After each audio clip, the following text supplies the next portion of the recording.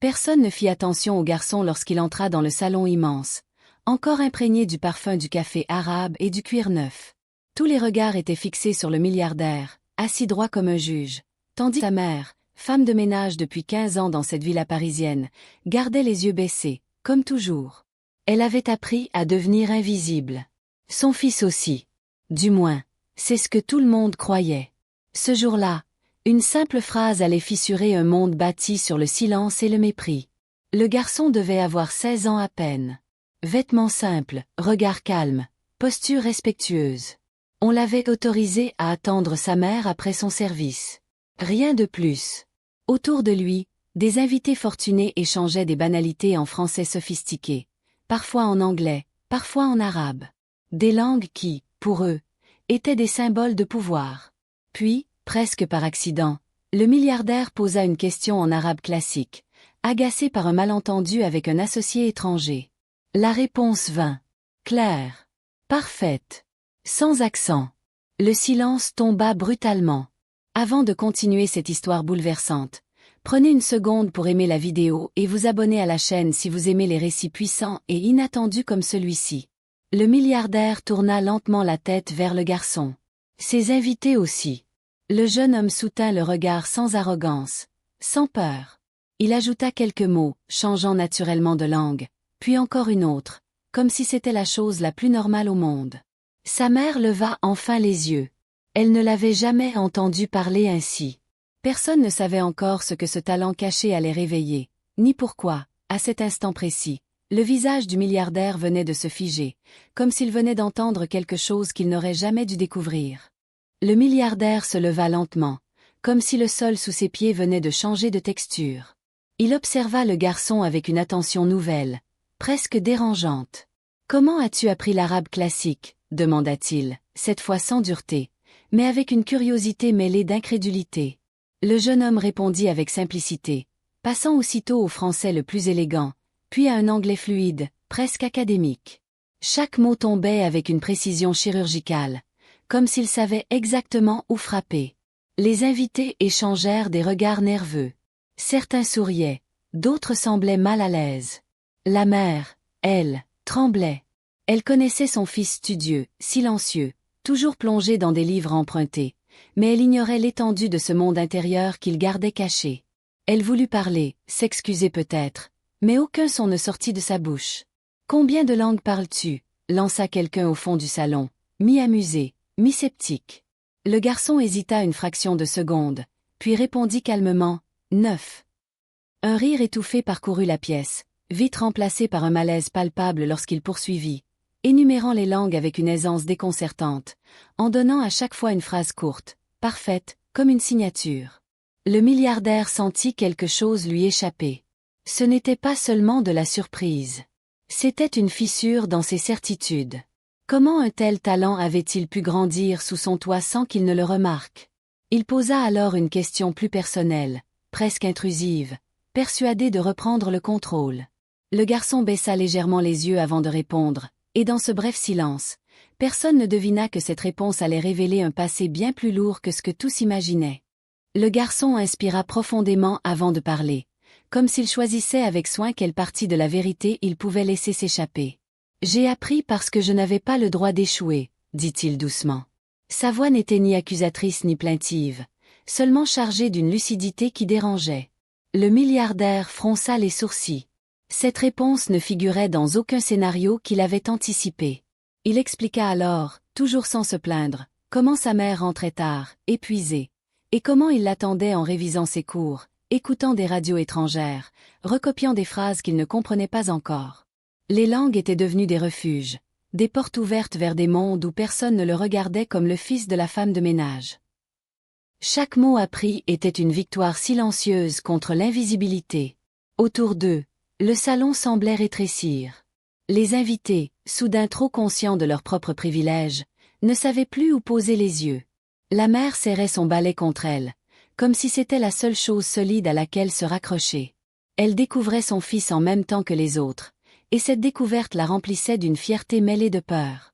Le milliardaire tenta de sourire, mais son visage trahissait une agitation intérieure.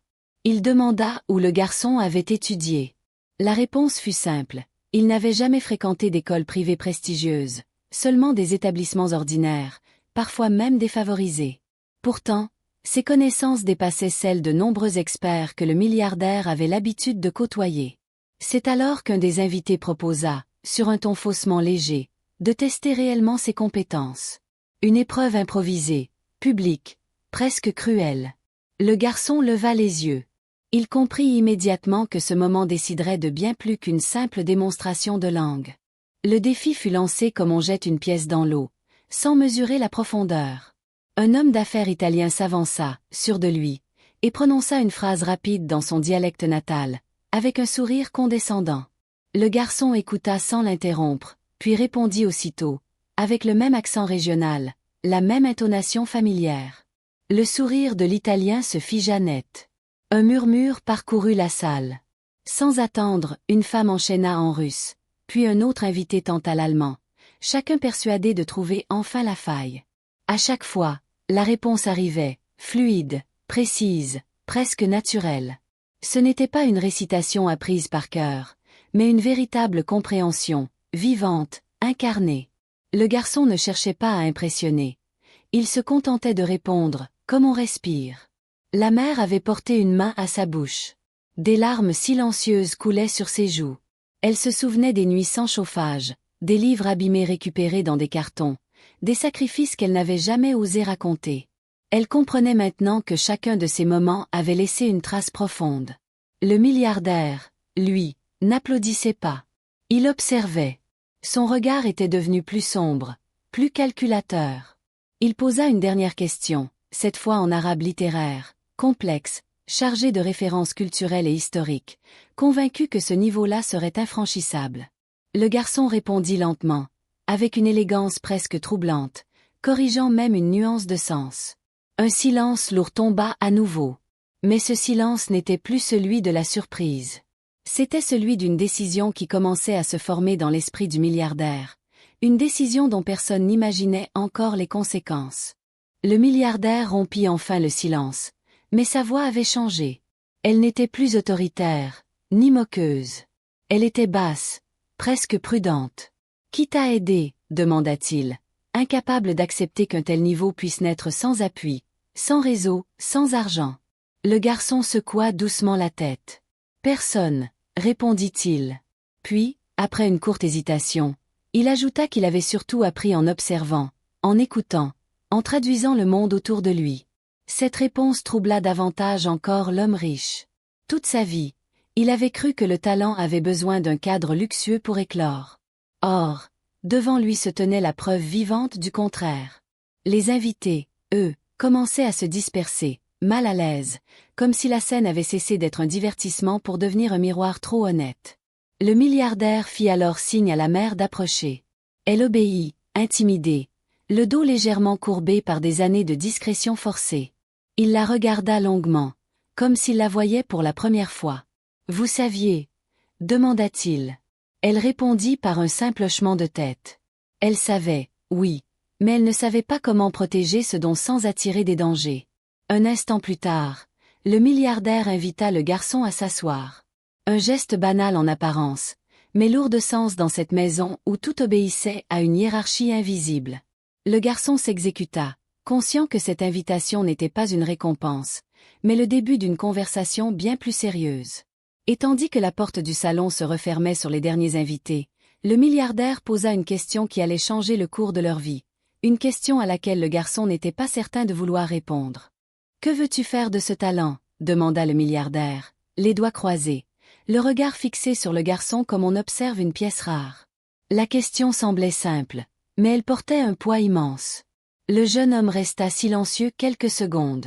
Personne ne lui avait jamais posé cette question ainsi, sans moquerie, sans condescendance. Il répondit enfin qu'il voulait comprendre le monde, et peut-être un jour, le relier. Les langues n'étaient pas pour lui des trophées, mais des ponts. Le milliardaire hocha lentement la tête, comme s'il évaluait non pas une réponse, mais une vision. Il se leva et se dirigea vers une grande bibliothèque tapissant tout un mur. Il effleura les livres sans vraiment les regarder. « Tu sais, dit-il, beaucoup ici parlent plusieurs langues, mais peu savent écouter. Cette phrase flotta dans l'air, lourde de sens. La mère observait la scène à distance, le cœur serré. Elle sentait que quelque chose lui échappait. Elle avait toujours voulu protéger son fils de ce monde-là, de ces hommes puissants qui transforment les dons en outils. Elle fit un pas en avant, prête à intervenir, mais le regard de son fils la rassura. Il n'avait pas peur. Pas encore. Le milliardaire se retourna brusquement et proposa une opportunité. Un entretien, discret, avec des partenaires internationaux, dès le lendemain. Rien d'officiel. Juste une observation. Un test réel, précisa-t-il. Le garçon comprit immédiatement que ce n'était pas un simple essai, mais une porte entr'ouverte vers un univers exigeant, parfois cruel. Il accepta. Ou plutôt, il ne refusa pas. Et dans ce léger silence qui suivit, personne ne remarqua le sourire presque imperceptible du milliardaire, un sourire qui ne promettait pas seulement une chance, mais aussi un prix à payer. Le lendemain arriva plus vite que prévu. Le garçon entra dans une salle de réunion sobre, élégante, où les murs semblaient absorber les sons. Autour de la table, des hommes et des femmes échangeaient déjà des documents, des regards, des calculs. Personne ne lui prêta attention au début. Il n'était qu'un jeune de plus, placé là sans explication. Le milliardaire observait la scène depuis le fond, silencieux. La réunion débuta en anglais, puis glissa vers le mandarin, avant de bifurquer vers l'espagnol technique, chargé de termes financiers complexes. Les échanges s'accéléraient, se chevauchaient. Les traducteurs officiels hésitaient, perdaient le fil. Le garçon, lui, suivait chaque phrase, chaque nuance, comme s'il lisait un texte invisible. À un moment précis, une confusion s'installa. Un terme mal traduit, une intention déformée. Le garçon leva doucement la main. Tous se figèrent. Le milliardaire fronça légèrement les sourcils, partagé entre l'agacement et l'attente. Le jeune homme parla, calmement, rectifiant l'erreur, expliquant la nuance culturelle qui changeait entièrement le sens de l'accord proposé. Un silence épais suivit. Puis, lentement, les têtes se tournèrent vers lui. Les regards n'étaient plus condescendants, mais interrogateurs, presque respectueux. La discussion reprit, plus fluide, plus précise. Le garçon venait de devenir indispensable sans l'avoir cherché. À la fin de la réunion, alors que les participants quittaient la salle en chuchotant, le milliardaire s'approcha de lui. « Tu as fait plus que traduire, » dit-il. « Tu as évité une erreur qui aurait coûté des millions. » Le garçon baissa les yeux, conscient que ce succès avait attiré une attention nouvelle. Et cette attention, il le sentait déjà, n'allait pas tarder à réveiller des jalousies silencieuses, prêtes à transformer cette opportunité en épreuve bien plus dangereuse. Les jours qui suivirent, le garçon ne rentra plus vraiment dans l'ombre. Son nom circulait discrètement dans les couloirs feutrés, souvent à voix basse, comme s'il s'agissait d'un secret à ne pas trop exposer. Certains le regardaient avec admiration, d'autres avec une méfiance à peine dissimulée. Il sentait ses regards peser sur lui, mais il restait concentré, fidèle à ce qu'il était, un observateur avant tout. Sa mère, elle, s'inquiétait. Elle le voyait partir plus tôt, revenir plus tard, fatigué mais silencieux. Elle avait peur que ce monde le dévore, qu'il exige plus que ce qu'il pouvait offrir. Un soir, elle osa lui demander s'il était heureux. Il répondit par un sourire doux, mais ses yeux trahissaient une tension nouvelle. Il avançait sur un terrain instable, où chaque mot pouvait devenir une arme. Un après-midi, le milliardaire le convoqua seul. Cette fois, il n'y avait ni invité ni témoin. « Tu comprends ce que tu représentes ici ?» demanda-t-il.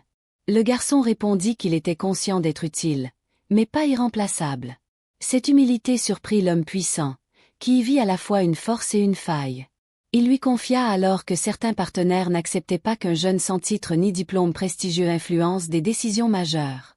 Des pressions commençaient à se faire sentir. Le garçon écouta attentivement, sans panique. Il comprit que son talent avait franchi une ligne invisible. Quand il quitta le bureau, un message l'attendait sur son téléphone. Court. Anonyme. Rédigé dans une langue rare qu'il était presque le seul à maîtriser. En le lisant, son cœur se serra. Ce n'était pas une menace directe, mais un avertissement qui laissait entendre que quelqu'un observait chacun de ses pas. Le garçon relut le message plusieurs fois, lentement, comme pour en extraire une intention cachée. Les mots étaient polis, presque respectueux, mais leur précision trahissait une connaissance intime de son parcours. Quelqu'un savait. Quelqu'un comprenait exactement ce qu'il était capable de faire. Il supprima le message sans en parler à sa mère, décidé à ne pas l'inquiéter davantage. Les jours suivants, il redoubla de prudence. Il parlait moins, observait plus. Lors des réunions, il choisissait ses interventions avec une extrême attention, conscient que chaque correction pouvait froisser un ego puissant. Pourtant, certaines erreurs étaient trop graves pour être ignorées. À plusieurs reprises, il évita des malentendus diplomatiques majeurs, sans jamais chercher le crédit. Le milliardaire remarqua ce changement. Il comprit que le garçon avait perçu le danger avant même qu'il ne se manifeste clairement. Un soir tard, alors que la villa était presque vide, il l'invita à partager un thé. L'atmosphère était plus intime, moins formelle. L'homme riche confia qu'il avait lui-même reçu des pressions, des appels à demi-mot, des conseils qui ressemblaient à des ordres. « Tu es devenu un enjeu, dit-il franchement. Et dans mon monde, les enjeux attirent toujours des conflits. » Le garçon répondit calmement qu'il n'avait jamais voulu le pouvoir, seulement la compréhension. Mais il savait désormais que la neutralité avait ses limites. Au même moment, la mère découvrit par hasard un document laissé sur une table. Un contrat provisoire, non signé, mentionnant le nom de son fils, assorti de clauses complexes et engageantes. Elle sentit une peur ancienne remonter, celle de perdre le contrôle sur la seule chose précieuse qu'elle avait protégée toute sa vie. Alors que le garçon rentrait ce soir-là, il trouva sa mère assise dans l'obscurité, le document entre les mains. Il comprit immédiatement que le moment qu'il redoutait était arrivé. Le garçon s'assit en face de sa mère sans parler. Le silence entre eux était plus lourd que toutes les réunions auxquelles il avait participé. Elle tenait le document comme on tient une preuve irréfutable, les mains tremblantes. « Ils veulent t'enfermer, » murmura-t-elle. Pas physiquement, mais d'une autre manière, plus subtile. Il lut le contrat attentivement. Chaque ligne était une promesse déguisée. Chaque avantage cachait une dépendance future. Pour la première fois, il sentit une colère froide monter en lui. Pas contre le milliardaire uniquement, mais contre un système qui ne savait reconnaître la valeur que lorsqu'elle pouvait être possédée. Il releva les yeux et parla doucement, dans la langue maternelle de sa mère, celle qu'il utilisait rarement, comme un refuge intime. Il lui expliqua qu'il n'était pas obligé d'accepter, que son don lui appartenait encore. Pour l'instant. Le lendemain, il demanda à voir le milliardaire une dernière fois. L'homme l'accueillit avec un sourire confiant, persuadé que la décision était déjà prise. Mais le garçon parla autrement. Il exposa ses conditions, avec calme, précision, et une maturité qui força le respect. Pas d'exclusivité. Pas de contrôle total. Le droit de partir. Le milliardaire resta silencieux longtemps, puis éclata d'un rire bref. « Tu sais négocier, » dit-il. Dans toutes les langues. Ils se quittèrent sans signature. Quelques semaines plus tard, le garçon et sa mère quittèrent la villa. Personne ne sut vraiment où il allèrent. Certains disent qu'il étudia dans plusieurs pays. D'autres qu'il conseilla discrètement des institutions internationales. Une chose est sûre, dans certains cercles très fermés, on parle encore de ce jour à Paris où un milliardaire comprit trop tard que le vrai pouvoir ne réside pas dans l'argent, mais dans la voix de celui qu'on n'avait jamais pris la peine d'écouter. Ils s'installèrent dans un petit appartement aux murs clairs, loin des dorures et des silences pesants. La mère retrouva un rythme simple, presque oublié. Le garçon, lui, entra dans une phase étrange, faite d'attente et de rendez-vous discrets. Des messages arrivaient de pays différents, toujours formulés avec une politesse excessive, comme si chacun craignait de mal choisir ses mots. Il répondait peu. Il apprenait encore. Un matin, il fut invité à une conférence internationale, non pas comme intervenant officiel, mais comme observateur. On lui remit un badge neutre. Autour de lui, des experts parlaient fort, défendaient des positions rigides, traduisaient trop vite. Il nota mentalement chaque glissement de sens, chaque tension masquée par une formule diplomatique. À la pause, une femme s'approcha de lui et lui parla dans une langue rare, presque disparue. Elle savait. Il répondit sans surprise. Leurs regards se croisèrent, lourds d'une reconnaissance immédiate. Les jours suivants, il comprit que certains cherchaient à l'attirer, d'autres à l'évaluer, quelques-uns à l'écarter. Il restait prudent, conscient que le moindre faux pas pouvait refermer des portes ou en ouvrir de dangereuses. Sa mère le sentait s'éloigner intérieurement, non par arrogance, mais par nécessité. Elle n'insistait pas. Elle avait appris que le silence pouvait aussi être une forme de soutien. Un soir, alors qu'il rentrait tard, il trouva un colis devant la porte. Aucun nom. À l'intérieur, un carnet ancien, annoté dans plusieurs langues, avec des marges pleines de signes et de dates. En le feuilletant, il reconnut une écriture qu'il n'avait vue qu'une seule fois, brièvement, dans un bureau feutré à Paris. Il comprit que quelqu'un avait décidé de ne pas le laisser disparaître si facilement. Il lut le carnet toute la nuit, page après page, comme on remonte le fil d'une destinée cachée. Ce n'était pas un piège, mais une transmission. Des observations, des erreurs évitées, des vérités tues pour préserver la paix. Il comprit alors que son don n'était ni accidentel ni isolé. D'autres avant lui avaient existé, rares, discrets, essentiels, et presque toujours oubliés. À l'aube, il referma le carnet avec une certitude nouvelle. Il n'avait jamais été destiné à briller, mais à équilibrer. Les années passèrent sans qu'on entende vraiment parler de lui. Pourtant, dans l'ombre des grands accords, lorsque des conflits semblaient inévitables et que les mots menaçaient de devenir des armes, une voix intervenait. Jamais la même identité, jamais la même signature. Juste une reformulation juste, une nuance respectée, une phrase qui empêchait le point de non-retour. Ceux qui savaient se taisaient. Ceux qui ne savaient pas dormaient en paix. Sa mère vieillit sereinement, fière sans jamais se vanter. Elle savait que son fils avait trouvé sa place, non pas au sommet, mais au centre invisible des choses importantes. Un jour, assis face à elle, il lui parla simplement, dans leur langue à eux, celle du cœur. Il lui dit merci. Pour le silence. Pour la patience. Pour la dignité. Bien plus tard, dans un salon luxueux de Paris, un homme très riche entendit son nom murmuré lors d'une conversation feutrée. Il pâlit légèrement, puis sourit avec amertume. Il se souvenait. Il avait compris trop tard. Car le monde appartient rarement à ceux qui parlent le plus fort, mais toujours à ceux qui savent parler à tous.